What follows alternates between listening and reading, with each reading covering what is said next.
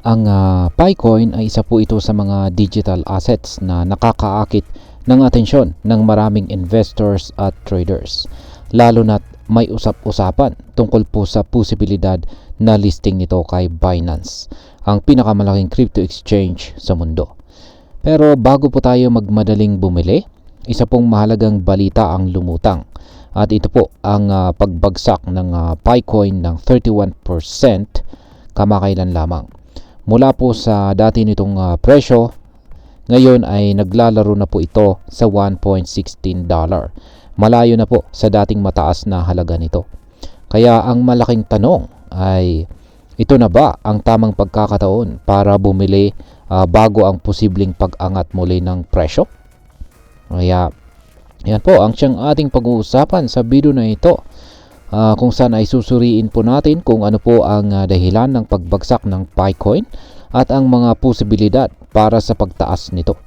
At kung ito nga ba ay isang magandang oportunidad para pumasok dito kay Picoin. Pero bago po tayo magpatuloy ay pakibasa na lamang po ang disclaimer dito sa ibaba ng ating screen. Ngayon ay simulan po natin sa kasalukuyang kalagayan ng Picoin sa market. Sa ngayon, ang presyo po ng Picoin ay nasa $1.16. Malapit po ito sa resistance level na $1.20. At kanina lamang po, yan yung pinaka-latest ay bumagsak pa ito sa mas mababang presyo. Yan ang resistance level po ay yan yung resistance level po natin ay nasa $1.20. Ito po ay isang mahalagang indikasyon na kung tataas o bababa ang presyo ng isang asset. Ayan, sa madaling salita ay ang resistance ay ito po kasi yung pumipigil sa pag-angat ng presyo. Ayan. Kung malalagpasan ng Picoin ang resistance na ito or ang $1.20 na price level, maaari po itong umabot sa presyo na $1.40 hanggang $2 sa mga susunod na linggo. At ngunit kung hindi po nito mapanatili ang kanyang momentum, maaari po itong bumagsak sa pagitan ng 1.05 hanggang 1.02, which is ngayon ay dyan na po siya naglalaro sa presyong ito. Sa kabila po ng short term na pagbaba ng presyo ay patuloy po na lumalakas ang community ng Pi Network at marami pa rin ang patuloy na nagmimina ng Picoin kung saan ay umaasa po sa mas magandang presyo sa hinaharap. Ngayon ay ano po ang epekto ng Binance inclusion? Ayan, dito kay Picoin. Ayan. Isa po sa mga pinakamalaking balita sa nakarang linggo ay ang hindi pagkakasama ng Picoin sa Vote to List campaign ni Binance. Ang kampanyang ito ay nagbibigay po ng pagkakataon sa crypto community na bumoto kung aling crypto projects ang dapat na mailista kay Binance.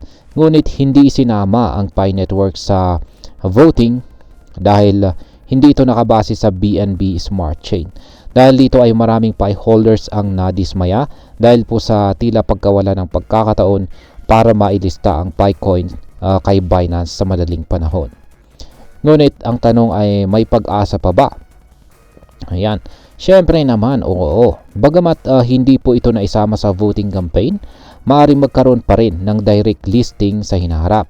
Kapag lumawak pa ang adoption ng Picoin at nagkaroon ito ng mas malaking liquidity, posibleng maisama po ito kay Binance, Coinbase, o maging sa iba pang mga major exchanges na maaari pong magdulot ng pagtaas ng presyo nito. Yan, ngayon ay posible nga ba talagang umabot ang presyo ni Picoin sa $10? Ayan.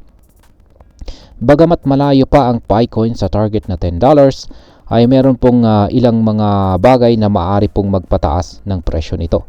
Una ay syempre ang pag-angat ng buong crypto market. Kapag si Bitcoin at maging ang iba pang mga cryptocurrencies ay tumaas, madalas po na sumusunod ang mga altcoins tulad ng Picoin. Pangalawa ay ang token burn mechanism. Kung magkakaroon po ng mechanism na magbabawas ng supply ang Picoin, posibleng tumaas po ang halaga nito sa paglipas ng panahon. Pangatlo ay ang exchange listings.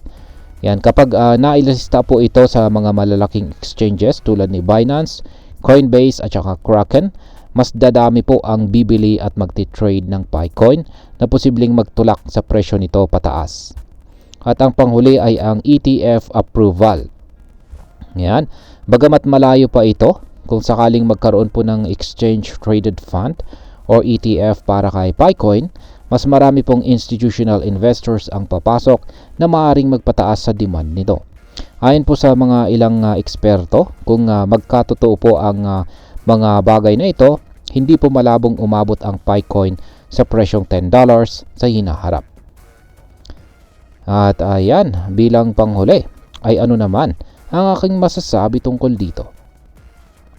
Marami pong Pinoy ang interesado sa Pi Network dahil sa madaling paraan ng pagmina nito gamit lamang ang cellphone. Pero pagdating po sa investment decisions, kailangan po nating maging maingat. Kaya meron po tayong ilang mga bagay dito na dapat po nating isaisip bago po tayo bumili ng Picoin. Una ay wag basta bumili dahil lamang sa hype. Alamin po natin ang latest developments sa Pi Network at kung paano po ito gumagalaw sa market.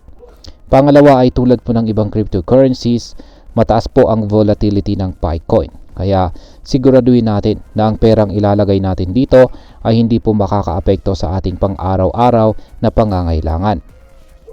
Pangatlo ay kung maililista po sa Binance o iba pang mga major exchanges ang Picoin, maaring ito na ang hudyat ng pagtaas ng presyo. Pero habang wala pa ito, manatili po tayong mapanuri.